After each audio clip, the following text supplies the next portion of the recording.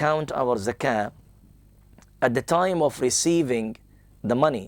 When we receive the money, we don't receive the money just in Ramadan. People, I think they're giving their zakah in advance.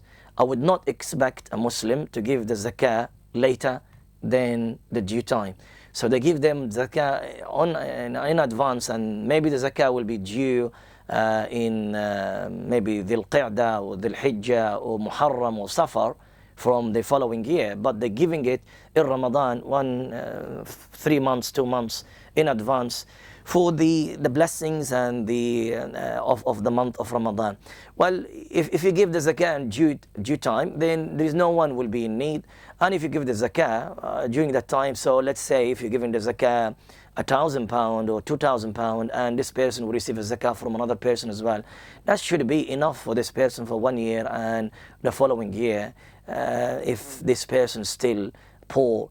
And the asl, by giving the zakah, we're trying to fix an issue in the community, which is those who are in need, we don't want them to be in need. At the same time, the Muslim community and the Muslim Ummah during the time of Rasulullah, they're showing to those poor people, those who are able to work and those who are able to do something, they should not remain and stay in that situation. So we should show them the way how they can help themselves by working and doing something, then they can earn some money. Because we don't want them just to stay in that situation and asking people for money. Unless if they are with some disabilities, with some issues that they can't work, or some females, they don't have anyone to look after them, or single mothers or something like that. With those, if they receive a good amount of zakah, when I say a good amount of zakah, well, I'm not saying about £25 or a £50. That's not going to make them, that's going to make them to live for 1 month or less than that in this country. So they receive a good amount of zakah that will allow them to live for 6 months, around that time, or more or less, until another person with the due zakah, and they will give to them. That's why it shows the system that they have in a Muslim state during the time of Rasulullah, and after that is fantastic, because we have Baytul Mal, and Baytul Mal, they know the poor people, and they look and they give them regularly, and they check upon them. With nowadays, we don't have that, and the number of the poor people are more than we can manage and we can check, and especially going into poor countries, and therefore, like that, you'll find the charities are asking and requesting the people to give a charities. So in this case, the charity comes. So you give your zakah, which is an obligatory upon you, but if you are caring, if you are concerned about those poor people during the year, well, I give the haqq of the wealth that I have, but then I need to make myself even better. During the year, I give my sadaqat, my voluntary sadaqah charities. So those poor people that you talked about them, that during the year they don't mind them have not much, then they can benefit from the charity. I hope that what you intended, and I hope that the answer is clear. Okay. Can I ask a question? Yes, go ahead, yes. Assalamu alaikum. Assalamu I just wanted to find out, when you are giving sadaqah, can we include in this sadaqah, others, like your family, your parents, your, siblings, your children, etc., in the same sadaqah? Yes, the intention, إنما الأعمال بالنيات.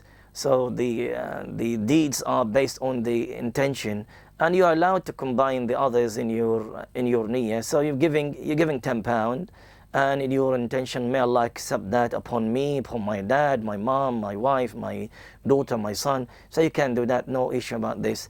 And Allah subhanahu wa ta'ala fadluhu kabir and kareem.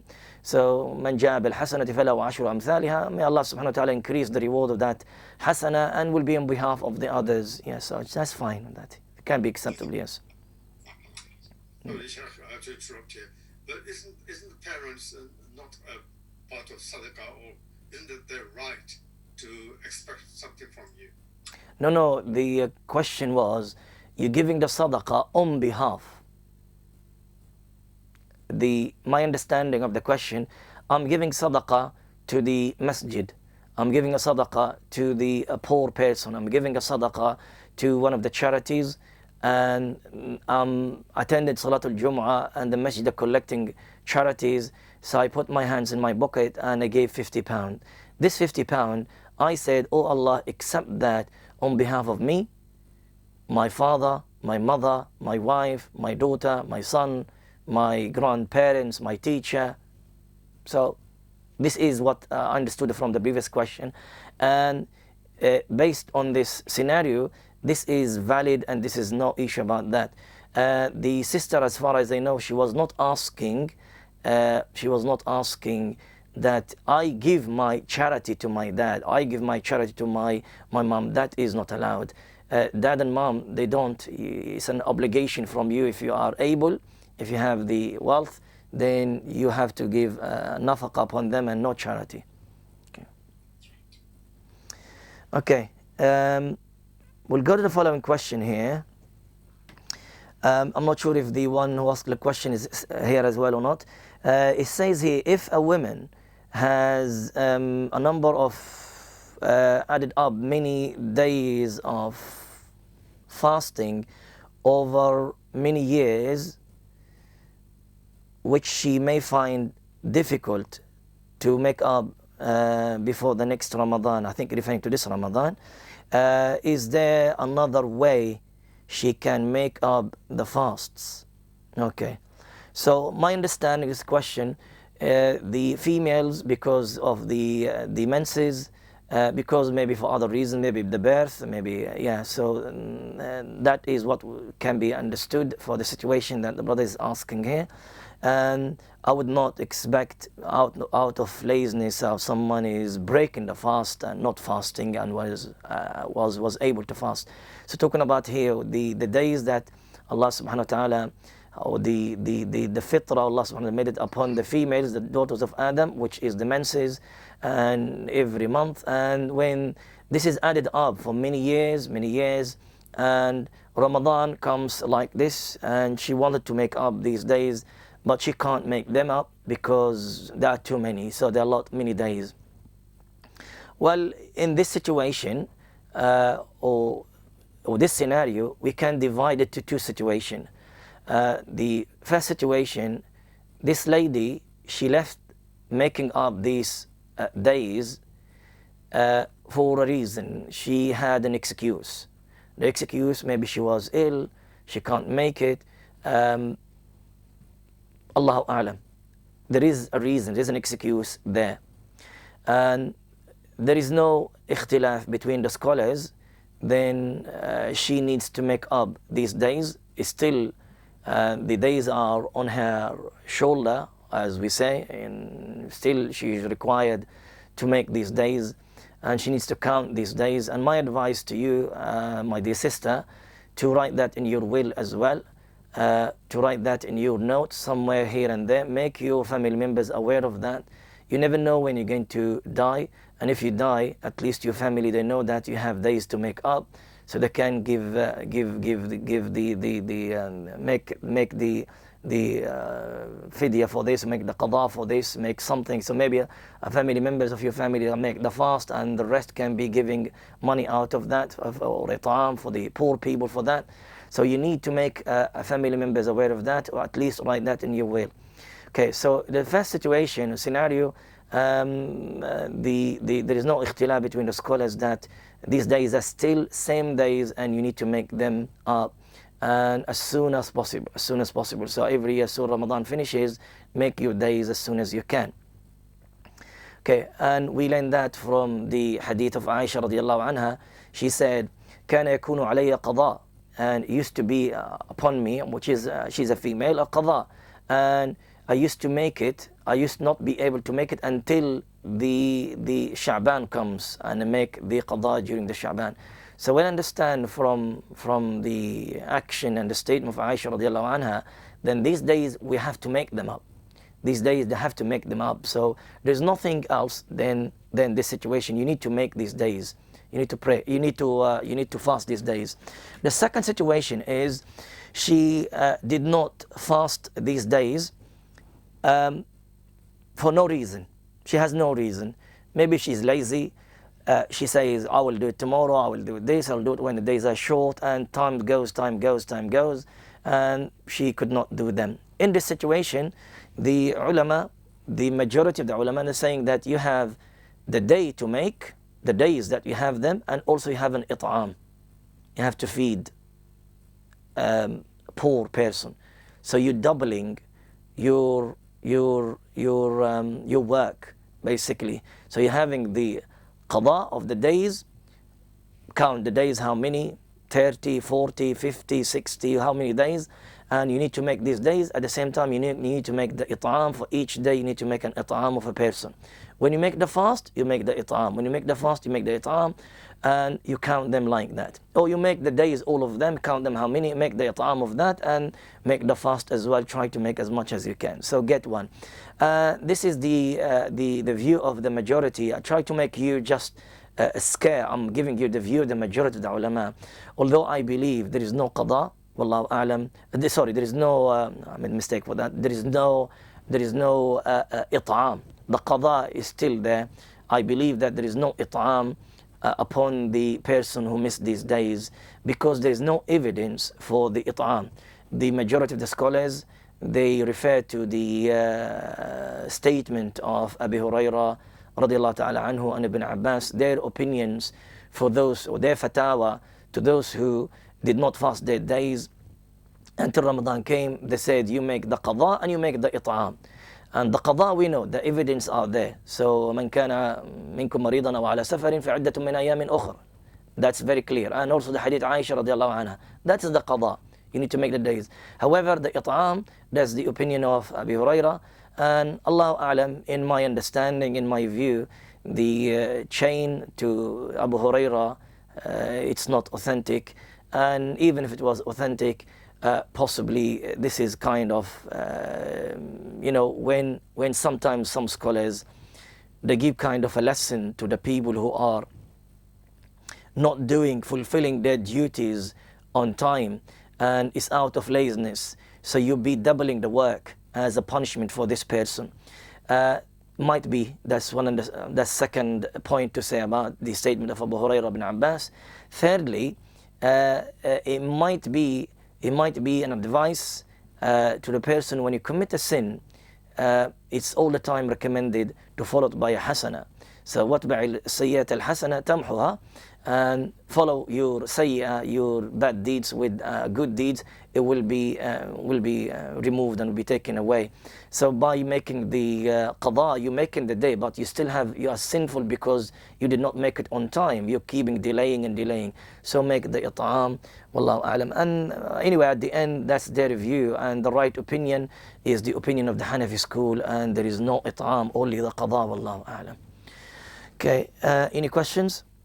I have more questions here. So you... Okay. Yeah, go. Okay. The question here says, well, this question should be at the beginning of Ramadan. The person asking, what are the best deeds to be done in Ramadan? Is there something, a word, I can't see it. Is there any specific or something of deeds that to do or are preferred?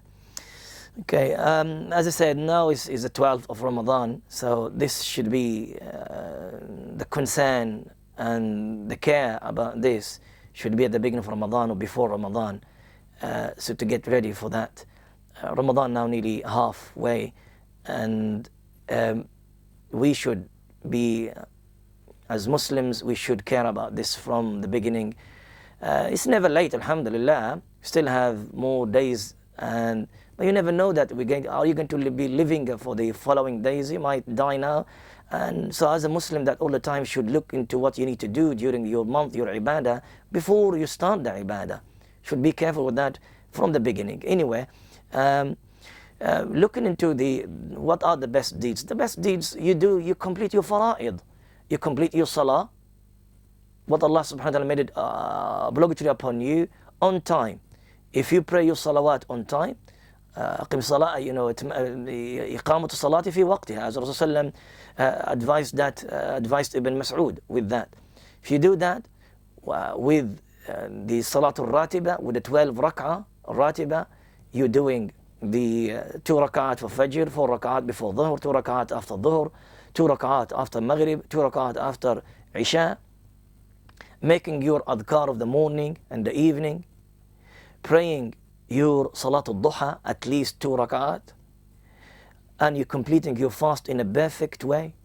No rafath, no fusuq, no jidal, and no going into committing sins. Keep yourself clean from all of that. Reading the Quran, at least, you read 1 juz a day. If you can't, then don't read less than 10, 15 ayat, so you'll not be written on that day amongst the al-ghafilin. So you read Quran as much as you can. You make your Qiyamul Layl, Taraweeh with your masjid if it's available. If it's not the masjid available, then you pray by yourself with your family as much as you can, inshallah. And you give charities. Try to make every day a charity. Try to make yourself at least weekly, but give it charities and during these days of Ramadan. Try to contact your parents if they're living far away from you, not with them. Talk to them, make them happy. Try to, if they are with you, try all the time, speak to them, smile at them. These are generally the a'mal salihat. These are what, well, and adding into that the dhikr, ya ayyuhalladhina amanu dhkurullaha dhikran kathira, dhikrullah, keep your tongue, keep yourself remembering Allah subhanahu wa ta'ala and mentioning Allah subhanahu wa ta'ala. Other than the Quran, making the dhikr, the adhkar, other than the adhkar of the morning and the evening, remember Allah subhanahu wa ta'ala all the time and supplicate to Allah subhanahu wa ta'ala. Ad'uni astajib lakum. Allah subhanahu wa ta'ala, he mentioned after the ayat al-siyam in Surah Al-Baqarah, وَإِذَا سَأَلَكَ عِبَادِي عَنِّي فَإِنِّي قَرِيب. It's as if the dua is connected with the fast. Make dua to Allah subhanahu wa ta'ala at the time of the iftar. Supplicate to Allah subhanahu wa ta'ala between the adhan and the iqama, in your sujood, after your salah. Try to make supplicate to Allah subhanahu wa ta'ala, begging Allah. These are the a'mal al-salihah. These are the best deeds. So there is nothing like a magic or a secret that you make it and you bring it. Ramadan is the a'mal al-salihah that we know it. We just need to act. We need to act. And this is in general. But however, you might be, if we want to go on a specific, we might be people that will be recommended for them something more specific. And I'm not sure until you know the person and then you give the right advice to the person, as Rasulullah gave the right advice to individual people. So sometimes to keep your anger, sometimes because whatever qualities that you have it, then maybe you increase from that. So, well, you might be you're very rich. If you are very rich, then it's better for you, recommended to give more charity. You might not be able to read more dhikr or to read more Quran because you don't know how to read the Quran. So you need to listen to the Quran and you try to read as much as you can. When you read, you barely finish maybe 3 lines, 4 lines. In this case, maybe you give it charities because you allow for something like that. So you look into yourself, what qualities that you have, and increase from that and give that out. So this is generally what I can advise with it, and possibly maybe add into that what Rasulullah said in the hadith of Salman al-Farisi.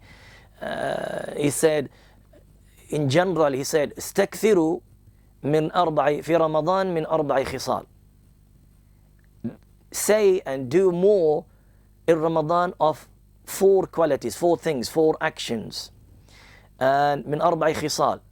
He said, خصلتين ترضون بهما ربكم. 2 actions you please your Lord with them. And وخصلتين لا غنى بكم عنها. 2 qualities or 2 actions that you all need it. You as a believer need it. So then he said, as for the 2 actions that you please your Lord with them, فشهادة أن لا إله إلا الله وتستغفرونه. So what is it? To say the kalimat at-tawheed, La ilaha illallah, وحده لا شريك له. لا إله إلا الله. And you have it in full. لا إله إلا الله وحده لا شريك له له الملك وله الحمد وهو على كل شيء قدير. ولا إله إلا الله محمد رسول الله. This is the best dhikr. One of the best dhikr that you say. You know that من قال لا إله إلا الله وحده لا شريك له له الملك وله الحمد وهو على كل شيء قدير 100 times.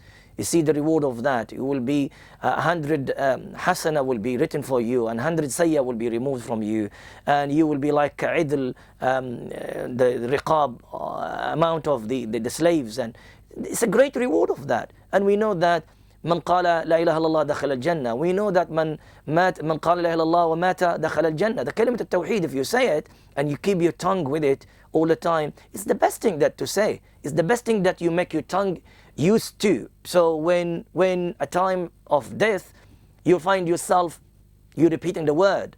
No one needs to say it to you. So فشهادة لا إله إلا الله, he said وتستغفرون, and istighfar. He mentioned istighfar. And I did mention to you earlier that one of the best deeds is that to make the dua of the morning and the evening. And amongst the dua in the morning and the evening, istighfar.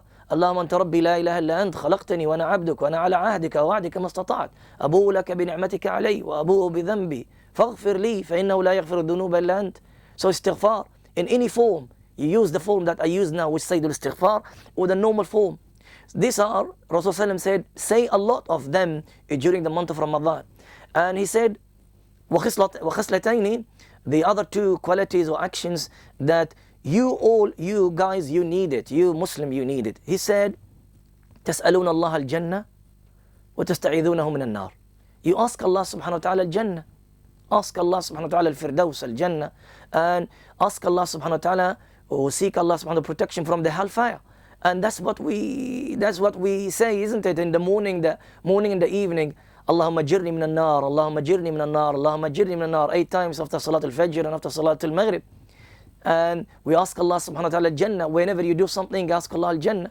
So these are, and why we are doing the deeds in Ramadan, because we want the Jannah, and we want Allah subhanahu wa ta'ala to free us from the hellfire, as in the same hadith he says the days of Ramadan, the أوله رحمة وأوسطه مغفرة وآخره عتق من النار. So the beginning of it is mercy, the middle of it is forgiveness, and the end of it is freedom from the hellfire. May Allah subhanahu wa ta'ala give us in this blessed hour, blessed time, blessed day, blessed month.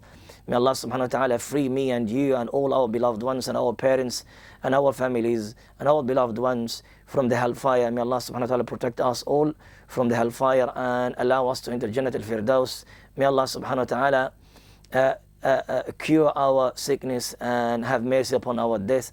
And may Allah subhanahu wa ta'ala accept from us our good deeds. May Allah subhanahu wa ta'ala accept our fast, our qiyam, our salah, our sadaqat. May Allah subhanahu wa ta'ala grant us al-ikhlas fil qawl wal amal. Wallahu a'lam. Wa sallallahu ala nabiyyina Muhammad wa ala alihi wa sahbihi wa sallam. Okay, we still have, I still have 2 more questions I received from last week, inshallah. I'll cover them, try to cover them next week, inshallah. It seems that I think we need to have more than 1 hour, but khair, inshallah. Jazakumullah khair. We'll see you, inshallah, next week. Assalamu alaikum wa rahmatullahi wa barakatuh. السلام عليكم. السلام. السلام عليكم. جزاك الله.